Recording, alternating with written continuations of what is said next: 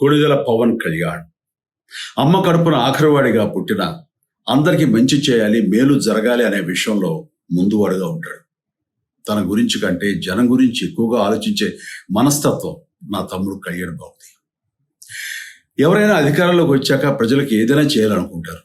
కానీ కళ్యాణ్ తన సొంత సంపాదనని కౌలు రైతుల కన్నీళ్లు తుడిచేందుకు ఖర్చు పెట్టడం, సరిహద్దు దగ్గర ప్రాణాలొడ్డి పోరాడే జవాన్ కోసం పెద్ద మొత్తం అందివ్వడం, అలాగే మత్స్యకారులు ఇంకా ఎందరికో తాను చేసిన సహాయం చూస్తుంటే ఇలాంటి నాయకుడు కదా జనానికి కావాల్సింది అనిపిస్తుంది.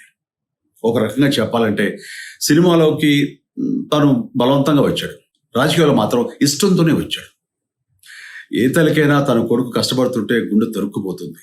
అలాగే ఏ అన్నకైనా తన తమ్ముడు అనవసరంగా మాటలు పడుతుంటే బాధ వేస్తుంది. అలా బాధపడుతున్న నా తల్లికి ఈ అన్నయ్యగా ఒక మాట చెప్పాను. నీ కొడుకు ఎంతో మంది తల్లుల కోసం, వాళ్ళ బిడ్డల భవిష్యత్తు కోసం చేసే యుద్ధం అమ్మా ఇది. మన బాధ కంటే అది ఎంతో గొప్పది అన్నాను. అన్యాయాన్ని ఎదిరించకుండా మౌనంగా ఉండే మంచివాళ్ల వల్లనే ప్రజాస్వామ్యం మరింత నష్టం అని నమ్మి జనం కోసం జన సైనికుడు అయ్యాడు. తాను బలంగా నమ్మిన సిద్ధాంతం కోసం తన జీవితం రాజకీయాల్లోకి అంకితం చేసిన శక్తిశాలి పవన్ కళ్యాణ్. ప్రజల కోసం, రాష్ట్ర భవిష్యత్తు కోసం ఆ శక్తిని వినియోగించాలి అంటే చట్టసభలో అతని గొంతు మనం వినాలి. జనమే జయను నమ్మే జనసేనాని ఏమి చేయగలడో చూడాలంటే మీరు పిఠాపురం ప్రజలు కళ్యాణ్ని గెలిపించాలి. మీకు సేవకుడుగా, సైనికుడుగా అండగా నిలబడతాడు. మీకోసం ఏమైనా సరే కలబడతాడు, మీ కళ నిజం చేస్తాడు. పిఠాపురం వాస్తవ్యులకు మీ చిరంజీవి విన్నపం. గాజు గ్లాసు గుర్తుకి మీ ఓటు వేసి పవన్ కళ్యాణ్ని గెలిపించండి. జై హింద్. కొణిదెల చిరంజీవి గారు నమస్కారం. మీరు మీ సోదరుడు పవన్ కళ్యాణ్ కోసం పిఠాపురం ప్రజలను ఉద్దేశిస్తూ 1 నిమిషం 49 సెకండ్ల నిడివి గల ఒక వీడియో విడుదల చేశారు. మీ వయసుకు తగ్గట్టు అందులో నిజాలు చెప్పి ఉంటే చాలా బాగుండేది. మీ పవన్ కళ్యాణ్ ఏదో దేశాన్ని ఉద్ధరించే వ్యక్తిగా, సమాజాన్ని ఉద్ధరించే వ్యక్తిగా, ప్రజల కోసం పరితపించే వ్యక్తిగా మీరు చిత్రీకరించే ప్రయత్నం చేశారు.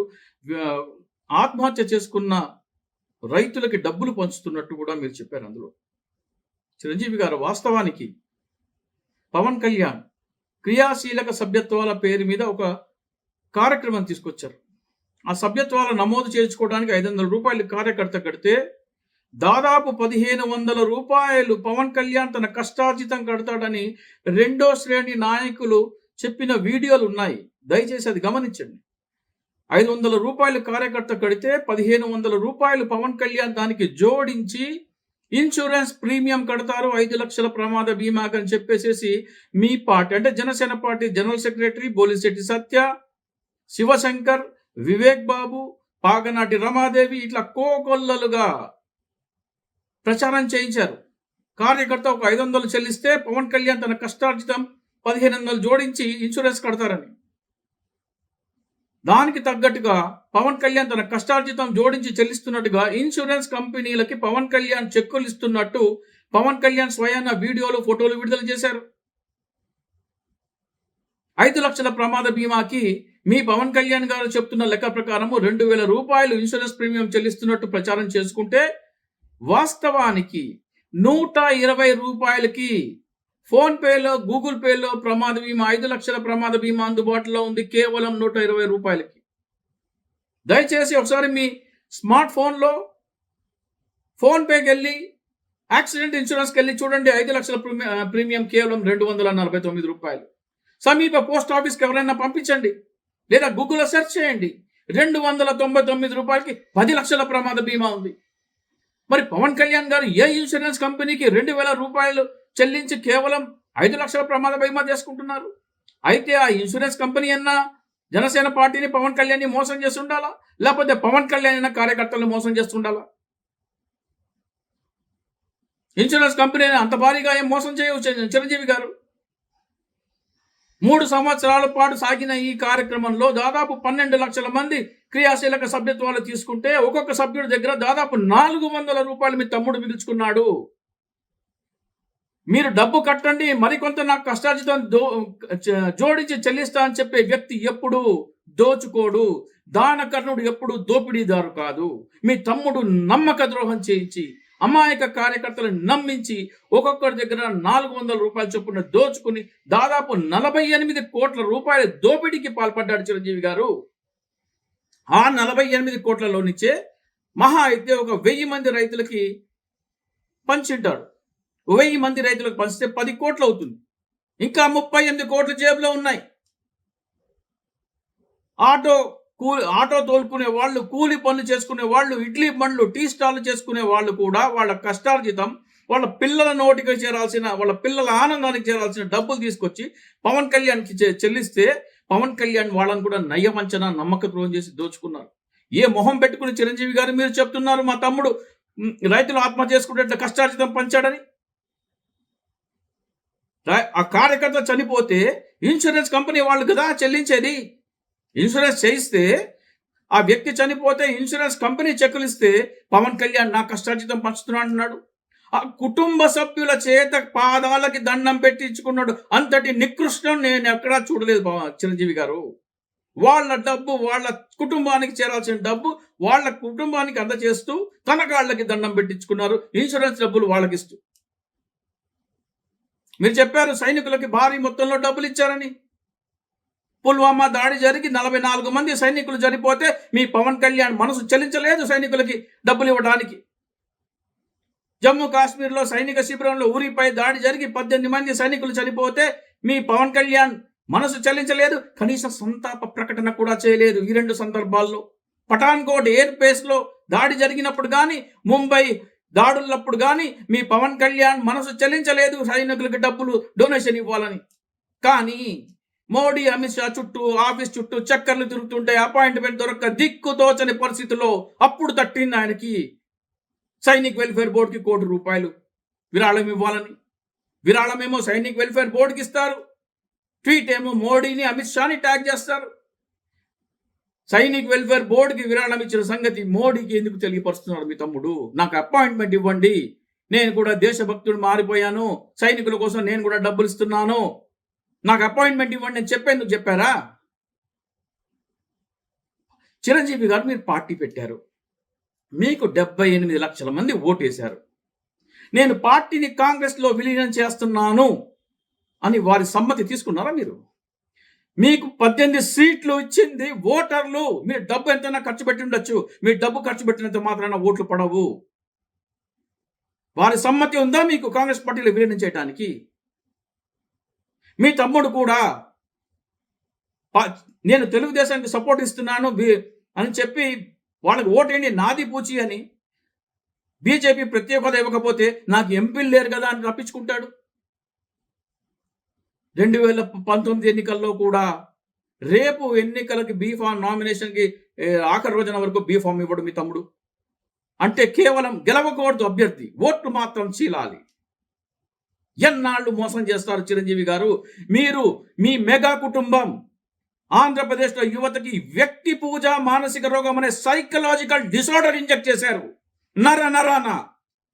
ముఖ్యంగా కాపు యువత జీవితాలు నాశనం చేశారు. 10th క్లాస్ వరకు మెరిట్ స్టూడెంట్స్ అయి ఉన్న వాళ్ళు మీ మాయలో పడిపోయి ఇంటర్మీడియట్లో చదువు ఆపేసి మీ చుట్టూ మీ సినిమాలకి ఫ్లెక్సీలు కడుతూ, బ్యానర్లు కడుతూ చదువు సట్టుబండలై జీవితాలు నాశనం అయిన లక్షల మంది ఉన్నారు. చిరంజీవి గారు దయచేసి చెప్పండి, మీకే బాధ్యత ఉంటే సెలబ్రిటీ వర్షిప్ సిండ్రోమ్ అనేది ఒక మానసిక రోగమని,